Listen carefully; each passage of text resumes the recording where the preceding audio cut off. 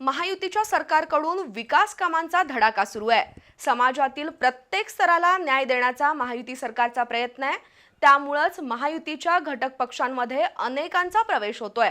भविष्यात कोणत्याही कामासाठी निधी कमी पडणार नाही, असं प्रतिपादन आमदार चंद्रदीप नरके यांनी केलं।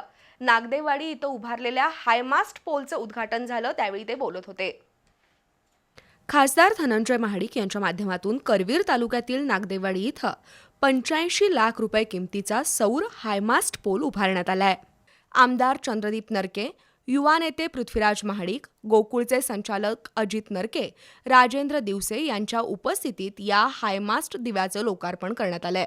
महायुती सरकारकडून लोकहिताच्या योजना पूर्ण होत असल्यानं जनतेचा आणि अन्य पक्षातील नेत्यांचाही महायुतीवरील विश्वास वाढतोय, असं आमदार चंद्रदीप नरके म्हणाले।